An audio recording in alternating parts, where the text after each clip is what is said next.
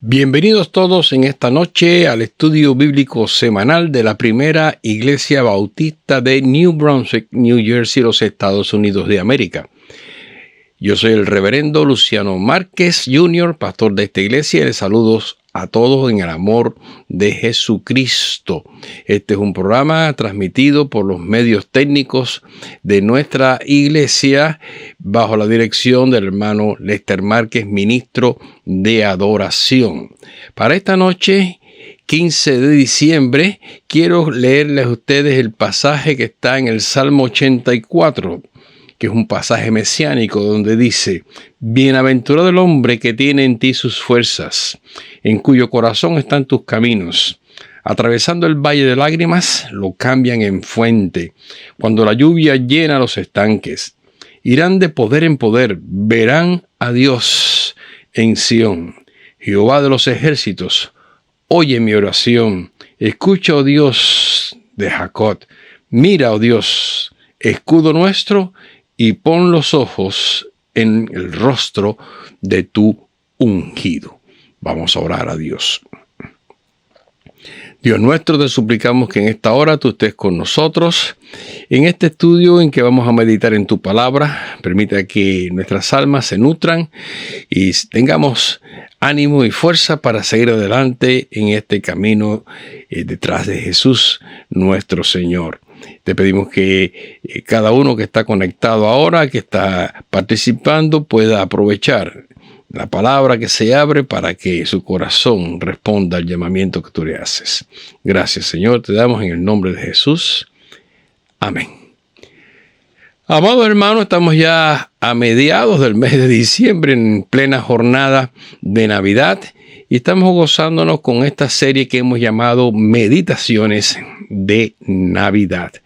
Estamos así de esta manera tocando distintos temas relativos a tan importante celebración y recordación de nuestra fe, que es la natividad de Jesucristo el Señor. Pongan atención a algunos anuncios que queremos que ustedes tengan en mente y hay otras informaciones.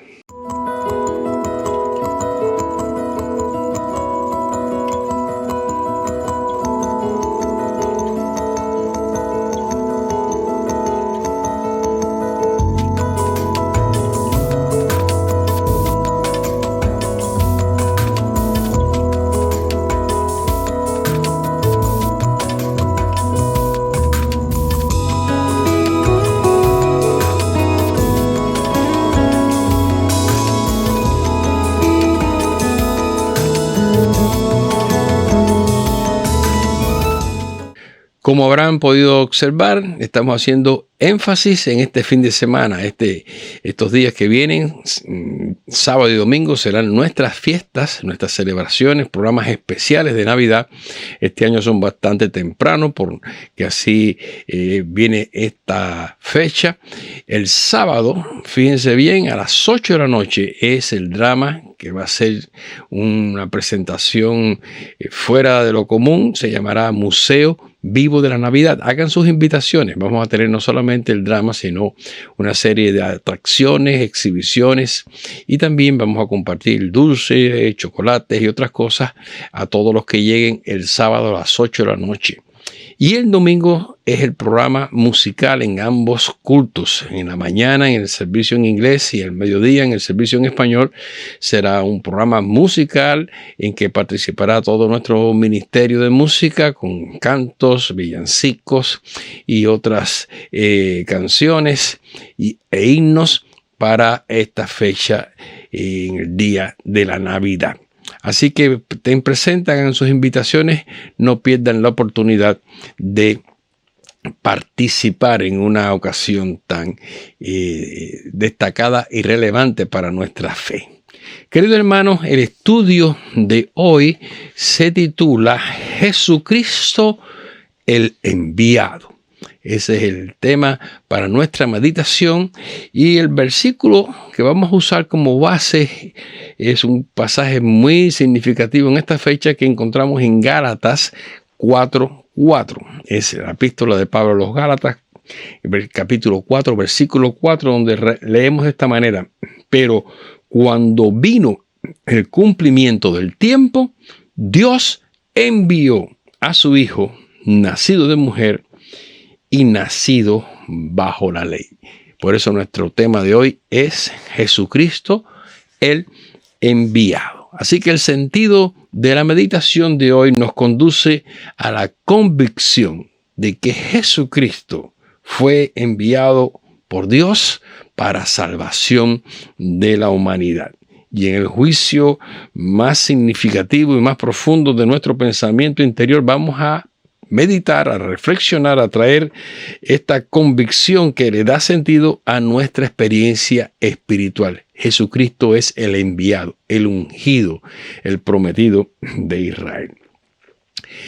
Me gustaría hacerles recordar que hoy día estamos viviendo en situaciones de carácter mundial, global, de muchas confrontaciones y de muchos conflictos. La Organización de Naciones Unidas tiene gran compromiso en ayudar a los países a resolver sus disputas, y donde hay problemas y donde hay necesidades, pues poner recursos y ayudar a que haya entendimiento. Para eso se nombran por lo regular personas que se llaman altos comisionados, y hay altos comisionados para asuntos de refugiados, hay altos comisionados para los derechos humanos. Se envían estos super negociadores, embajadores plenipotenciarios que hacen giras diplomáticas en las regiones claves o en las regiones que están en situaciones delicadísimas. Son personas que tienen gran autoridad a nombre de las instituciones mundiales y globales, y que actúan con mucha representatividad y autoridad. Sin embargo, estos funcionarios con frecuencia son sustituidos. Son altos comisionados hasta un día en que son relevados de sus cargos, se les cancelan sus funciones, son relegados, son depuestos, destituidos por las más diversas razones, y quedan fuera de toda gestión como comisionados o enviados o encargados de negocios a nombre de la comunidad internacional. Nosotros creemos que Jesucristo es el enviado de Dios, el sublime y absoluto enviado de Dios, el más alto comisionado en el propósito de Dios, pero nadie puede sustituirle o desplazarle. Sin embargo, hay gente que actualmente piensa que el Hijo de Dios ha caducado como enviado de Dios, y en su condición de ungido prometido a Israel ponen de lado lo que la Biblia enseña y toman solamente a Jesús como un personaje histórico, pero no como aquel que ha venido de parte de Dios. Nosotros creemos firmemente que nada ni nadie va a sustituir al Señor Jesús como enviado de Dios. Dios no lo va a permitir de ninguna manera que haya cosa alguna, personaje alguno, ni el mismísimo diablo que suplente, que ocupe el lugar, porque la misión de Jesús es eterna y es divina. Simplemente el Señor Jesús es irreemplazable, insustituible. Su misión es perenne. Su comisión es para siempre. En el sentido del propósito de Dios, creemos que no hay persona, institución, no hay régimen alguno, no hay filosofía, no hay poderío de este mundo, por extraordinario que parezca, que pueda tomar el lugar de Jesús el enviado y cambiar el sentido y el propósito de Dios de cumplir su mandato por medio de su santo Hijo, que ha venido directamente del cielo a vivir entre nosotros. Ese ejercicio divino tiene un múltiple sentido que eleva nuestra meditación a las más altas esferas de la realidad en la existencia universal. Por tanto, nuestro primer punto en esta meditación es el Hijo único de Dios. Y es que Dios tenía trazado desde el principio, desde la antigüedad, desde el inicio de este mundo, un plan permanente para la redención de la humanidad, porque Él podía saber y prever que habría una caída de la humanidad en el dominio del pecado. Ese proyecto de Dios estaba establecido desde antes de la fundación del mundo. Y en ese proyecto Dios había incluido la participación personal de Él mismo, lo que vendría a tomar su lugar en el momento oportuno. El Hijo de Dios es la segunda persona de la Trinidad. Y ese Dios que es el Hijo se encarnó en Jesucristo. Fue concebido del Espíritu Santo y nacido de mujer, como el texto que leímos de Gálatas. Dios se hizo humano y se hizo humano para darnos la posibilidad de conocerle tal como Él quiere que le conozcamos y de esa forma ofrecer perdón de pecados y regeneración a nuestras almas para vida eterna. Así lo dice el propio Evangelio en Lucas capítulo 4, 18. Dice así de esta manera el propio Jesús cuando anuncia su misión, tomando las palabras de Isaías. El Espíritu del Señor está sobre mí, por cuanto me ha ungido para dar buenas nuevas a los pobres, me ha enviado a sanar a los quebrantados de corazón, a pregonar libertad a los cautivos y vista a los ciegos, a poner en libertad a los oprimidos.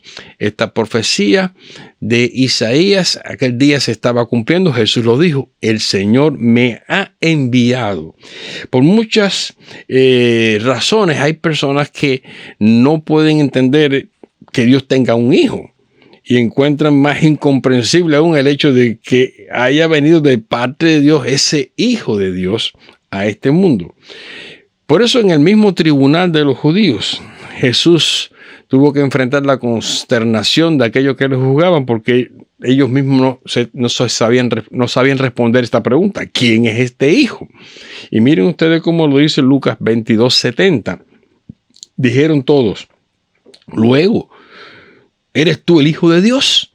Y Él les dijo, vosotros decís que lo soy. O sea, el Señor Jesús está dando a entender, ustedes se han dado cuenta, ustedes han podido percibir por las profecías y por mi ministerio que aquí está Dios enfrente de ustedes. Y es que Dios es el Hijo y el Hijo es Dios. Jesús es Dios. La Biblia muestra su naturaleza y nos pone en evidencia su condición divina y describe sus atributos en numerosos pasajes y referencias. Hasta sus oponentes entonces, como aquellos judíos, comprendieron, aunque no entendieron, que Jesús se declaraba Dios a sí mismo. Esto está en Juan 5:18. Miren, por eso los judíos aún más procuraban matarle, porque no solo quebrantaba el día de reposo, sino que también decía que Dios era su propio Padre, haciéndose igual a Dios. No hay duda alguna que aquella gente estaba percibiendo que el mensaje de Jesús era definitivamente el mensaje del Hijo único de Dios. Por eso la palabra dice que Jesucristo es el único Hijo de Dios en el sentido de que su naturaleza divina y humana no tiene paralelo. No tiene comparación alguna en la creación ni en la existencia eterna. La misión evangélica de Jesús, las obras de Jesús, su muerte y resurrección, su ascensión a los cielos, su ministerio permanente al lado del trono del Padre, son únicas. Y no pueden ser duplicadas, no pueden ser falsificadas, no pueden ser simuladas en manera alguna porque Jesús es el Hijo único. Miren cómo lo dice Juan al comenzar su Evangelio, capítulo 1, versículo 14. Dice, y aquel verbo fue hecho carne y habitó entre nosotros y vimos su gloria, gloria como del unigénito del Padre, lleno de gracia y de verdad. Y en uno de los pasajes más conocidos de la Biblia que cualquier cristiano dice de memoria, Juan 3:16, porque de tal manera amó Dios al mundo que ha dado a su Hijo unigénito, para que todo aquel que en él cree no se pierda, mas tenga vida eterna. Por tanto, es unigénito de Dios, porque solo por Él y únicamente por Él encontramos la redención, tal como Dios lo propuso al enviarle a nosotros con ese mensaje.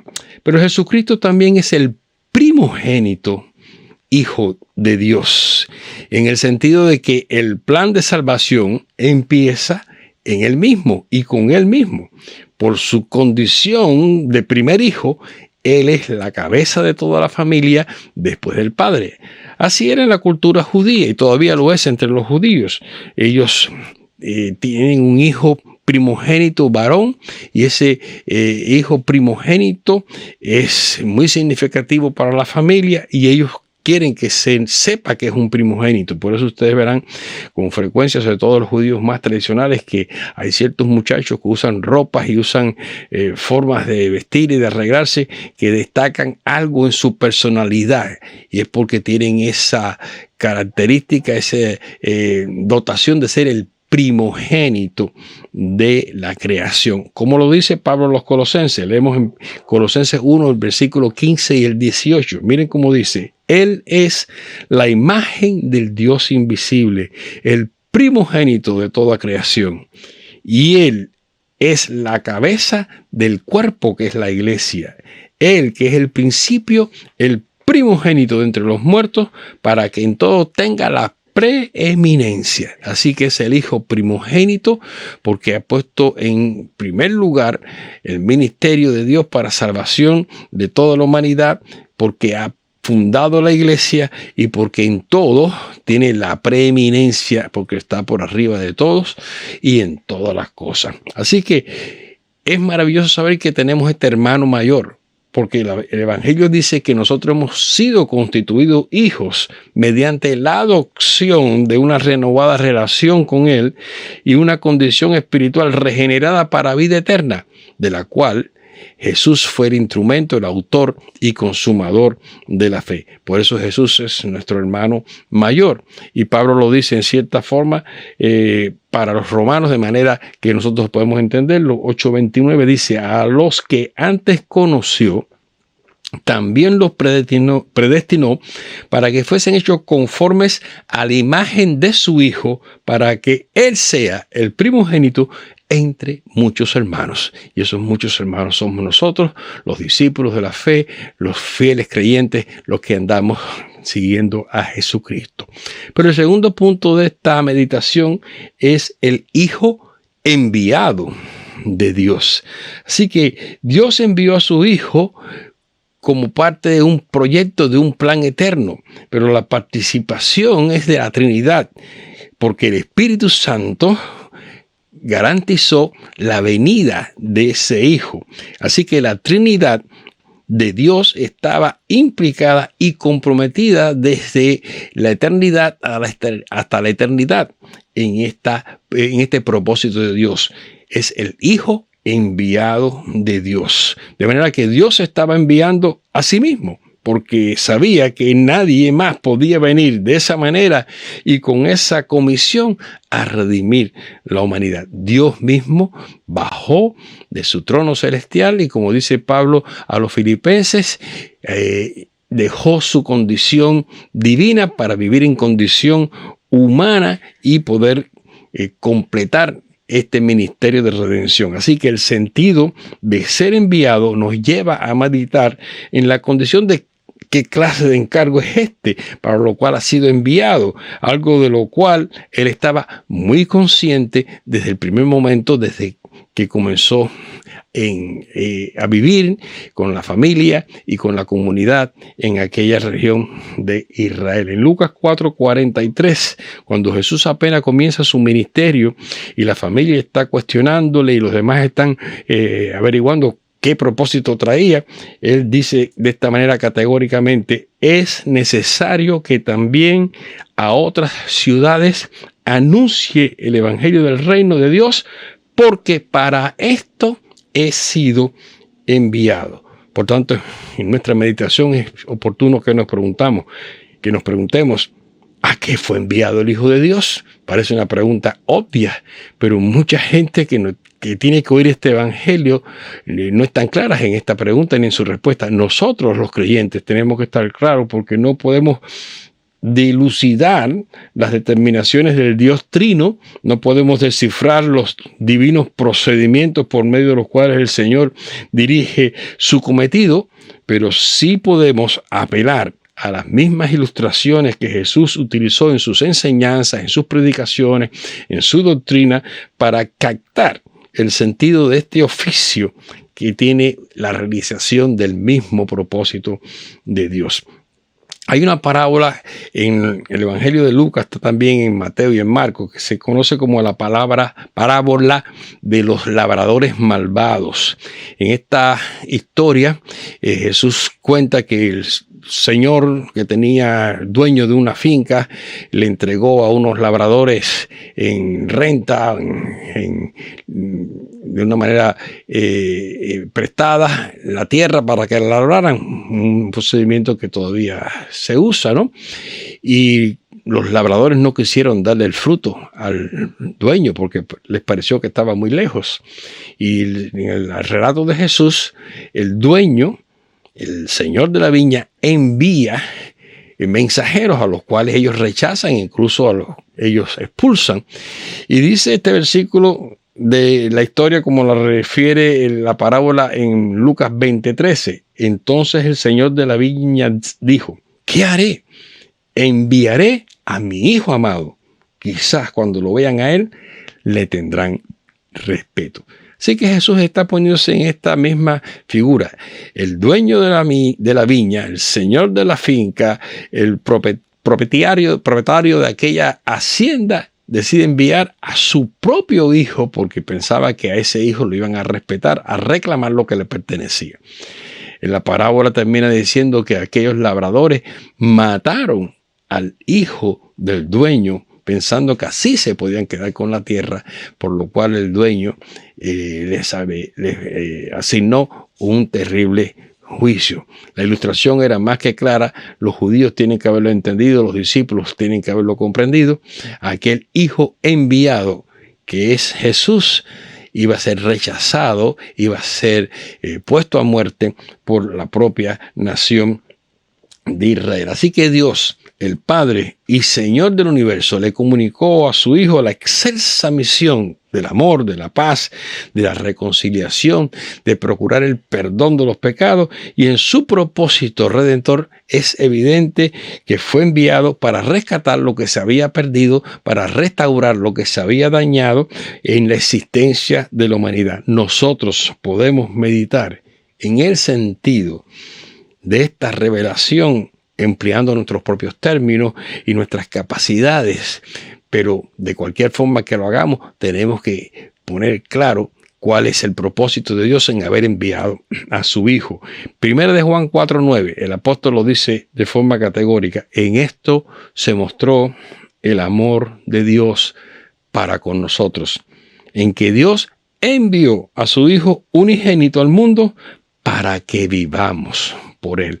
El Hijo enviado de Dios ha venido a revelarnos, a darnos a conocer de manera concreta, de manera material, al Dios que creemos, al Dios y Padre nuestro en persona. Podemos conocer la persona de Dios a través de Jesucristo, como el Señor mismo le dijo a uno de sus discípulos: si me has visto a mí, has visto al Padre. Así lo dispuso el Creador y el sustentador de la vida y de este mundo.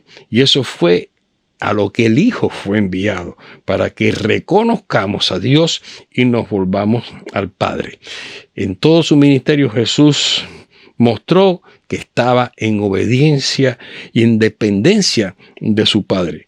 Ese era el perfil de él como alto comisionado de Dios. Dependía de aquel que le envió. Su carpeta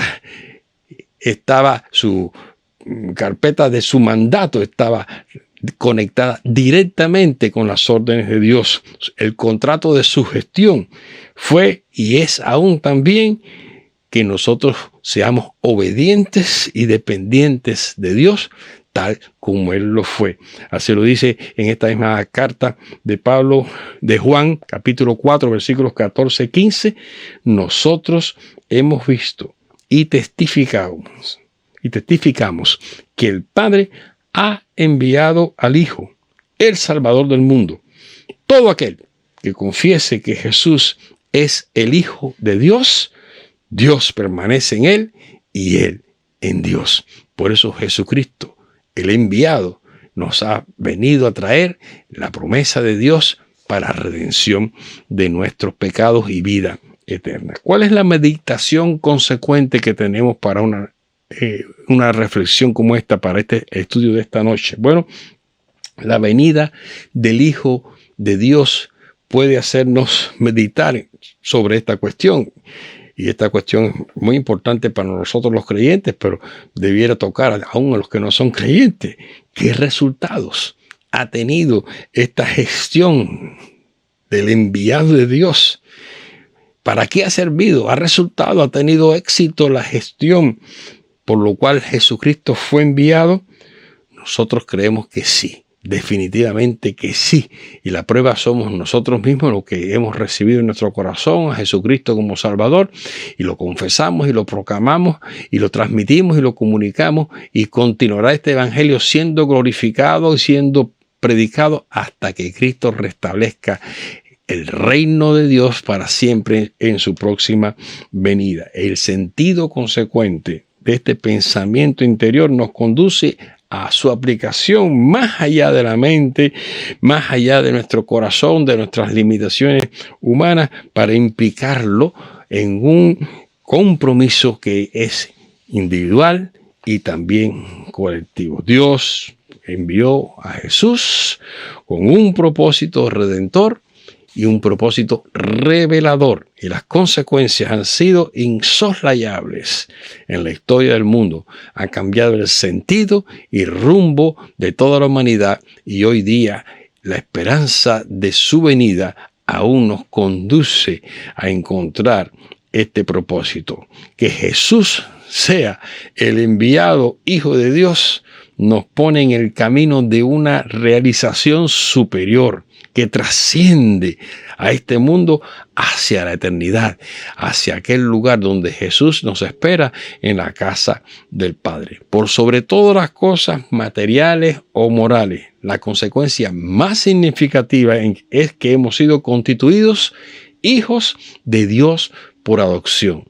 El Hijo único, el Hijo primogénito, nos ha dado entrada a la casa de Dios, nos ha rescatado, nos han dado otra vez la condición de hijo que habíamos perdido por el pecado, puesto que nuestra condición estaba completamente dañada y estropeada. Este nuevo estatuto espiritual y permanente ha sido sellado por el Espíritu Santo, alto comisionado de Dios, tercera persona de la Trinidad, para que no perdamos jamás esa condición. Como dice los otros versículos que siguen al pasaje que usamos al principio en Gálatas 4, los versículos 5 y 7, dice el apóstol, para que redimiese a los que estaban bajo la ley, a fin de que recibiésemos la adopción de hijos.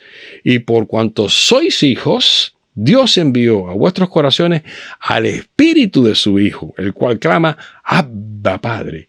Así que ya no eres esclavo, sino hijo. Y si hijo, también heredero de Dios por medio de Cristo. La oferta que nos ha hecho el Señor por medio de su enviado es un acuerdo que no tiene comparación. Es el tratado perfecto, es la gestión completa y consecuente de la gracia de Dios para toda la humanidad.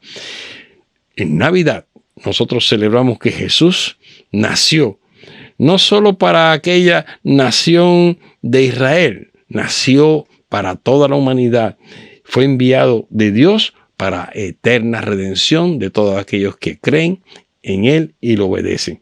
Debemos agradecer a Dios todos los días, no solamente en Navidad, pero en Navidad nos da la oportunidad de agradecer que Dios haya enviado a su Hijo a nosotros. Es algo incomparablemente infinito e inmensamente bendito.